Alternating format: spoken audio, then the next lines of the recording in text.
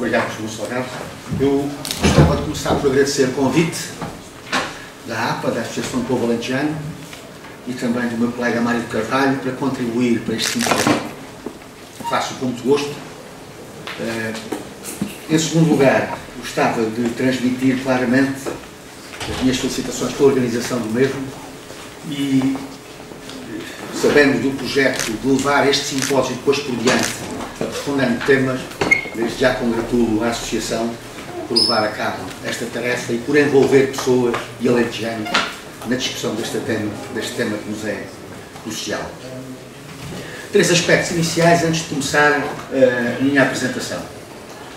O primeiro aspecto fundamental tem a ver com a forma como vou tratar. Nós vamos ter três temas a seguir que são mais específicos em relação a aspectos escolhidos e, portanto, eu optei por tratar o tema de uma forma muito geral que, no fundo, não repetisse os temas que a seguir em detalhe vão ser tratados. E, portanto, o que vou tentar fazer é dar uma visão geral e, em alguns aspectos que são menos discutidos nos outros temas, tentar ir um bocadinho mais longe. O segundo aspecto é chamar a atenção de todos que há aspectos fundamentais que estão por debaixo, subjacentes ao que eu vou dizer, que têm muito a ver com a produção e que são determinantes hoje. Hoje, quando se fala de agricultura, é preciso integrar a agricultura na sua cadeia de valor, a transformação e a questão dos mercados. E essa integração é crucial, não porque nós queremos falar hoje dela, mas porque tem uma influência importantíssima depois na própria produção. E, portanto, ter subjacente essas componentes é muito importante. A terceira e última questão é que vos vou mostrar dados que, para serem detalhados, exigem que sejam do recenseamento. Como sabem, o nosso recenseamento, o último é de 2009, portanto já tem alguns anos, mas depois, em alguns casos, nomeadamente na parte final, eu tendo a reforçar essas tendências de que vou falar com o componente do inquérito estrutural às estruturas das explorações agrícolas. Esse já é de 2013, portanto mais recente, e está em curso no INE hoje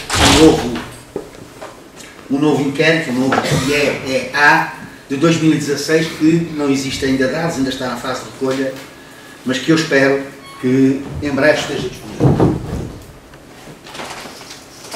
Nós organizámos a nossa intervenção, eu e o Mário Carvalho, da seguinte forma: eu vou, no fundo, lançar os temas, ele vai continuar, mas achamos que uma boa estrutura para a nossa apresentação seria esta que ele tem. Falar, no princípio do nosso enquadramento, da comunicação, depois desagregar e olhar para a evolução da situação atual, tendo em conta aquele enquadramento, falando, no fundo, nas funções da agricultura ou nos pilares da sustentabilidade. E, finalmente, portanto, e essa componente do meio é o fundamental da nossa comunicação, vai, como vocês vão ver, situar-se a três níveis, que ali estão bem descritos, e depois, no final, perspectivar evoluções e soluções, e o meu colega Mário de Carvalho vai continuar depois nessa procura desses aspectos, fundamentalmente na área da produção, penso eu, mas não deixará de tocar noutros aspectos. A nossa abordagem é esta. A agricultura dos nossos dias tem várias funções. Tem uma componente de função produtiva, claramente, de abastecimento das matérias-primas alimentares, das fibras, um conjunto delas. E, portanto, essa é a primeira componente e a componente tradicional da agricultura, mas, evidentemente, tem outras funções. Uma delas, a questão de tudo que é a socioeconomia da agricultura, a retribuição do rendimento dos fatores, do trabalho, do capital, da terra, tudo o que é utilizado nas atividades agrícolas.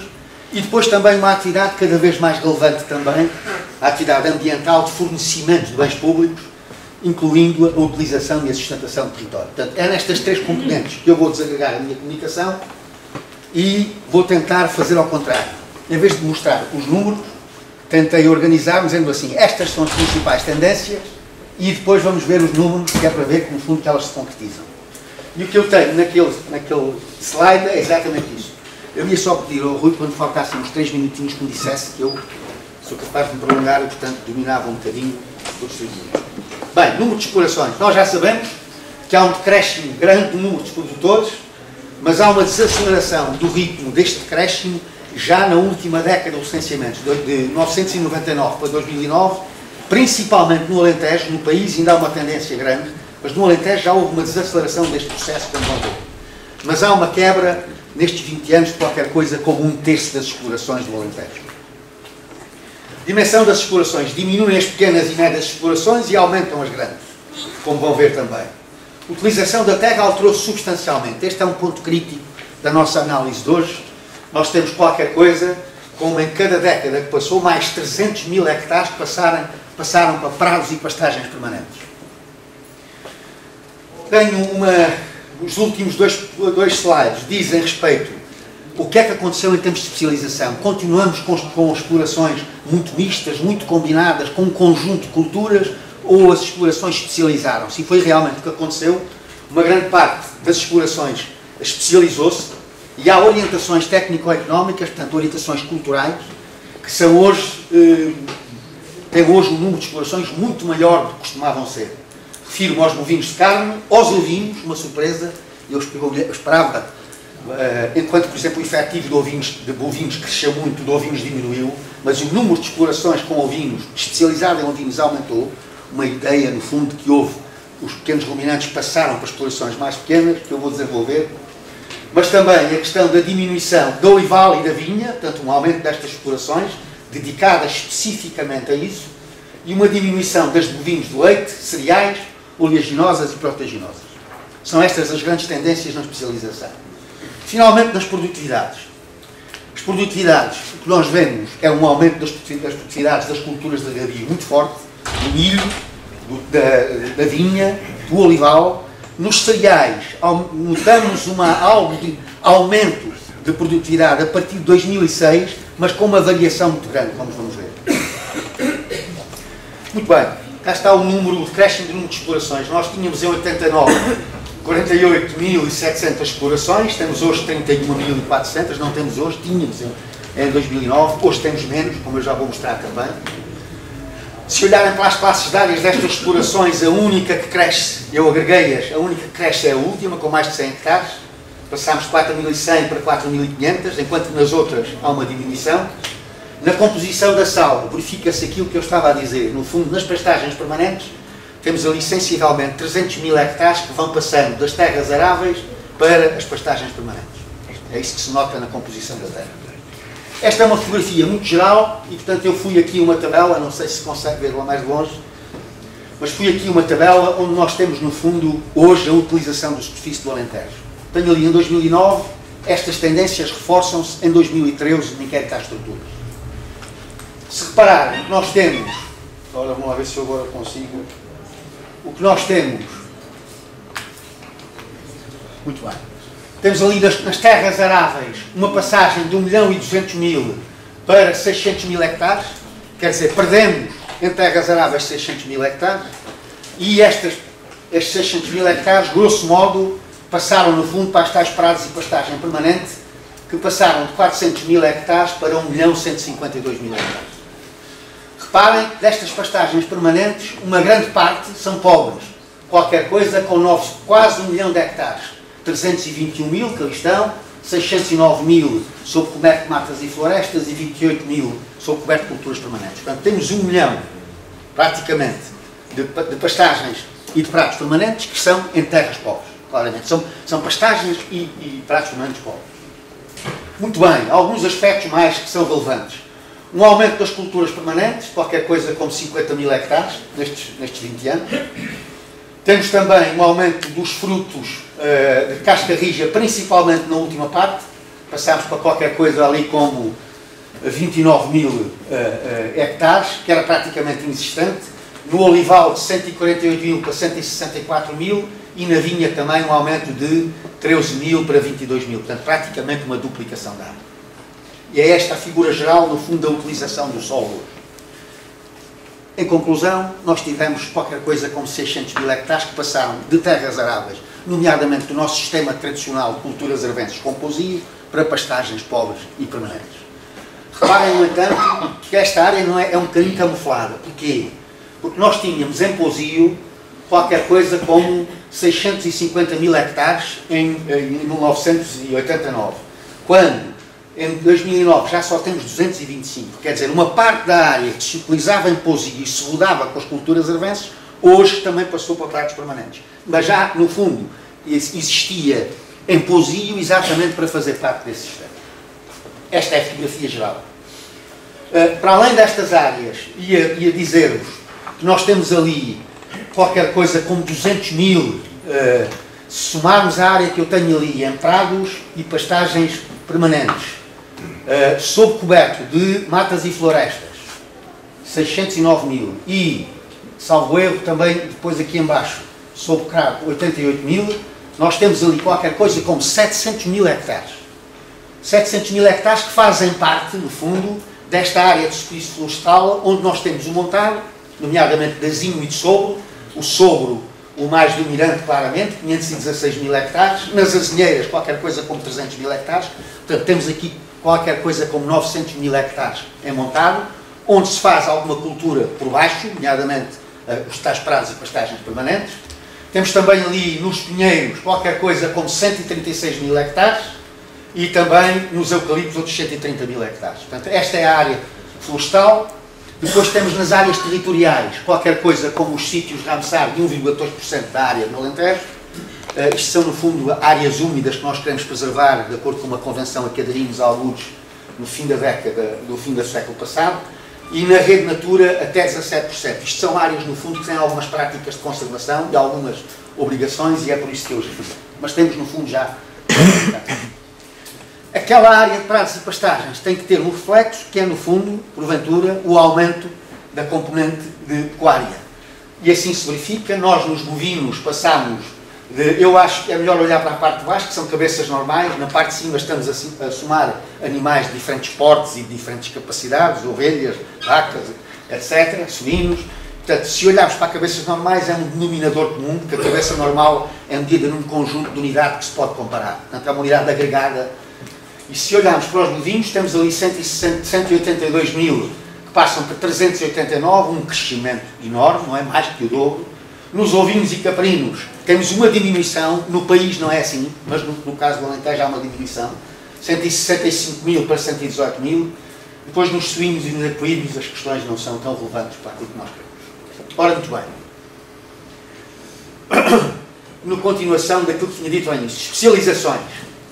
Há um conjunto de explorações que passam claramente para especializadas. Reparem que nós tínhamos qualquer coisa como 56,6% das explorações especializadas em 89 e temos no último recenseamento já quase 80%. Portanto, claramente um caminho para a especialização. Esta especialização é medida com unidades padrão das culturas a que estão associadas. Portanto, no fundo, passa-se a utilização das diferentes culturas e pecuária para dinheiro. E se houver mais de 75% da receita total padrão vinda de umas destas culturas, diz-se que a exploração é especializada. Por exemplo, se mais de 75% da receita padrão, do rendimento padrão da exploração for de cereais, ela é especializada em cereais, oleaginosas e proteaginosas. E assim por diante. Nas não especializadas há um decréscimo grande, não é? Nas tais mistas, 43,4% para 20,7%. Então, há claramente uma tendência de especialização e se olharmos o que é que vemos? Vemos uma diminuição muito grande nos cereais oleaginosas e proteaginosas, 4.785 para 1.856. Depois vemos um grande aumento nos bovinos de carne, em absoluto e relativo, 1.182 para 2.403. Na viticultura, 1.363 para 1.446. E na olivicultura, 8.607 para 9.096. Portanto, há 5 minutos. Há 3 componentes que estão claramente. Na policultura, vejam o decréscimo, tínhamos qualquer coisa como 17 mil explorações e passámos a ter, tínhamos ali 12.622 e passámos a ter 1.414. Portanto, havia explorações que tinham um conjunto de culturas, policultura, várias culturas. E hoje são cresceram quase 10 vezes. Muito bem. Face aos 5 minutos, vamos avançar. Estes são os mesmos dados que eu tinha ali, só comparando o recenseamento com o inquérito às estruturas de 2013. Todas estas tendências que eu referi são forçadas. O número de explorações, a extensificação da utilização da terra, nomeadamente com a concentração nas explorações de menor dimensão, a especialização das explorações, um conjunto de aspectos. Vejam das produtividades dos cereais, que dão ali no salto, isto são produtividades por hectare, não é? Temos ali um salto nos cereais de 2005, 2006, mas depois há alguma irregularidade.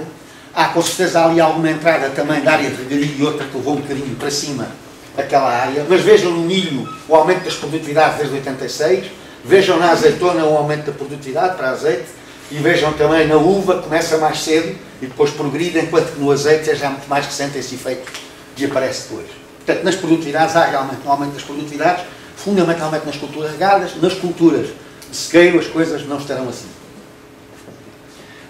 Aqui um aspecto importante, nós tivemos aquele aumento da área de pastagem, mas nós não temos, é muito difícil ter dados de produtividade para a pecuária no Alentejo, mas a produção total portuguesa diminuiu, quer em produção de carne de bovinos, quer em carne de ovinos.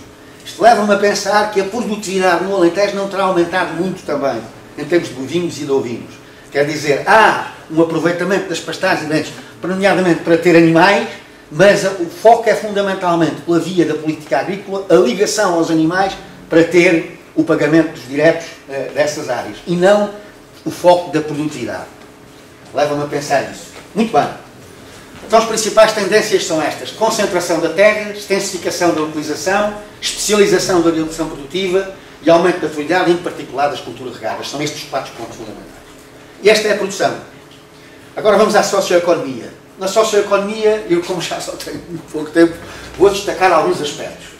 O primeiro aspecto é este. Vou primeiro aqui este quadro. O primeiro aspecto é este. Como é que aumentou o valor da produção? Mesmo assim aumentou 1,6%. 1,6% ao ano entre aquelas médias móveis 95, 97, 2012, 2014. Não fui um bocadinho mais para trás porque as contas económicas regionais só têm a partir de 95, 97.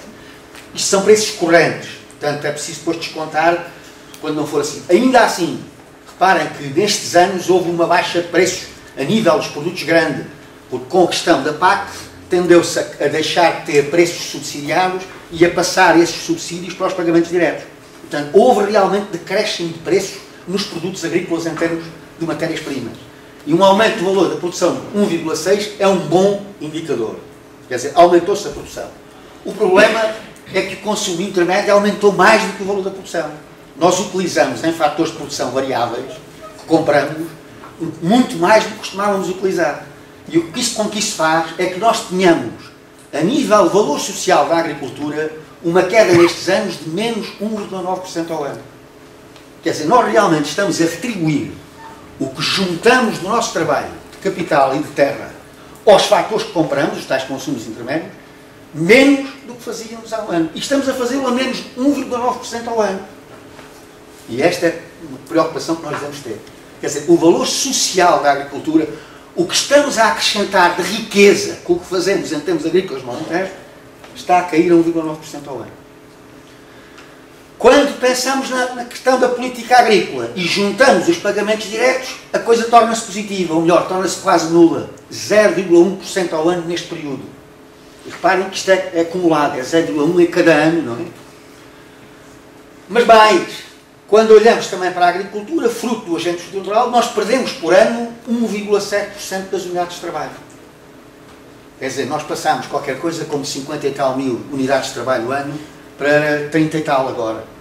E isso, no fundo, é também, utilizamos menos trabalho, mas como houve uma saída do trabalho, nós temos um valor acrescentado por unidade de trabalho que, em vez de ser um menos 1,9 é 0. Quer dizer, é também o libertar de trabalho da agricultura que está a sustentar o rendimento. Isso também é relevante.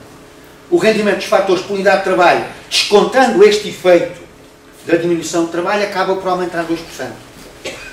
Por isso, nesta conclusão, eu tenho o fundamental, eu não vou bater nos aspectos do envelhecimento e da fraca qualificação.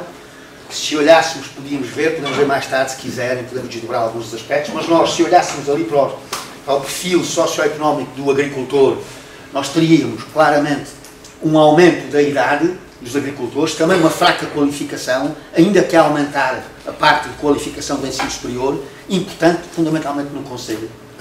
Diminuição do valor acrescentado, que acabei de dizer, rendimento mantido por transferência da política agrícola e aumento do rendimento por unidade de trabalho, por política agrícola e diminuição da população ativa. Estes gráficos dão essa ideia. Temos a azul em cima o valor da produção, a subir, 500 milhões de euros, a prova disso. Mas depois, como a linha vermelha, que é o consumo intermédio, sobe mais do que a produção, o que acontece é que aquele valor acrescentado líquido, o azul, claro, cá embaixo, no fundo, desde 1995 até 2013, praticamente se mantém ou até decresce um pouco. É esta a história, no fundo. Quer dizer, e este é o valor acrescentado líquido. Quando pensamos, então, na questão dos subsídios, reparem, a azul eu tenho o rendimento dos fatores com as transferências da política agrícola, a vermelho, o tal valor criado socialmente pela agricultura. O aumento dos pagamentos e o seu desligamento levou a um afastamento destas duas linhas e, no fundo, o que temos é, comparando o valor atual, como eu já referi, o valor social da agricultura nos primeiros anos, 95 que eu tenho, até 2004, ele é mais alto do que é hoje. E daí os tais 0%. A nível ambiental, alguns aspectos importantes serão com certeza mais desenvolvidos, quer do ponto de vista do mar, quer do ponto de vista do serradeiro, dos colegas. A preocupação é claramente a desocupação, o abandono do território, esta questão dos prados e das pastagens permanentes, numa grande dimensão, dá a ideia de algum abandono, de algum desligamento da parte territorial. O nosso arquiteto Ribeiro Teles, muito querido aqui da Universidade, falava disso há pouco tempo, numa conferência que fez no Gulbenkian, o desenraizar da agricultura da sua base natural, da terra, das comunidades. São aspectos muito relevantes, faz-se agricultura hoje olhando para isso. Efeitos no solo da água em culturas intensivas de regadio, o colega Serralheiro vai falar disso com certeza. A agricultura desligada das comunidades rurais, nota-se cada vez mais um desligamento. Vou-vos dar a minha visão sobre isso também. Diminuição da atividade socioeconómica, desertificação e despovoamento. Portanto, o risco que aqui corremos é desligar a agricultura das comunidades e, no fundo, o conjunto das atividades económicas que faziam base da agricultura em sucessivamente desaparecer. Eu acho que este modelo, o que está a acontecer, no fundo, é uma tendência para um modelo dualista. Nós temos dois tipos de agriculturas, eu digo ali em palavras muito sucintas aquilo que penso. Há uma produção gradual de uma agricultura industrial, intensiva, especializada, frequentemente regadio, orientada para os mercados urbanos, desligada socioeconomicamente das comunidades rurais, dos fatores de produção que servem, as máquinas, os serviços de máquinas, um conjunto de aspectos, vai-se buscar longe as matérias para utilizar, os adubos, os fertilizantes, os corretivos, os fitofármacos vão-se buscar longe, não se vão buscar à comunidade, antes iam-se buscar perto, e também os produtos e os serviços. E há outra agricultura em regressão progressiva, mais uma agricultura local, baixa intensidade, mista ou combinada, predominantemente sequeira, orientada para os mercados locais e articulada em que se integra. Uma está a progredir e vai, no fundo, ganhando espaço, outra está a regredir. Porquê é que, na minha opinião, acontece isto? Porque há, no fundo, um modelo global de desenvolvimento agrícola, nomeadamente da grande distribuição e da forma como se organiza, que está a empurrar realmente para estes dois tipos de agricultura. O que existe, no fundo, é com a grande distribuição e a forma como hoje se contratualiza a produção agrícola, tudo se leva para longe e depois tudo se traz de longe. A distribuição hoje, com a sua especialização em termos de rede de estabelecimento, também chega a todos os lados, menos aos locais. Só que se organiza de uma forma como os pequenos agricultores não se conseguiram organizar até hoje. E, no fundo, é ela que vai pondo aquela agricultura de pequena intensidade em regressão. Soluções. O meu colega vai falar, o meu colega Mário Carvalho, vai falar muito desta questão das tecnológicas. Eu deixaria este aspecto para ele. Nas evoluções de mercado, nós precisamos desenvolver mercados locais, claramente. É isso que nos vai criar a capacidade de resistir naquela agricultura mais ligada às comunidades. Associação para aspectos de gestão da propriedade técnica e comercial. As pequenas agriculturas só vão sobreviver se houver uma associação para a gestão comum dessas explorações e tem que surgir associações que possam fazer isso como uma base, como já existem noutros locais. Jaén, por exemplo, no azeite, fruto do abandono de algumas explorações, conseguiu implementar um esforço deste tipo. Prestação de serviços de gestão por cooperativas e empresas. Política de desenvolvimento rural, crucial para isto, sustentabilidade e multifuncionalidade da agricultura. É preciso apoiar, já existe hoje na PAC, pós-2013, uma componente de apoio aos pequenos agricultores que não existia antes. Esse apoio deve continuar e ser reforçado, mas não chega. É preciso, depois, também utilizar tudo o que seja a componente associativa para reforçar e para segurar, no fundo, essas multifunções e essa sustentabilidade. A ligação ao território, ao turismo, a articulação da política agrícola com as políticas regionais locais, e o papel para as regiões, para as universidades, para as EDZELs e as autarquias.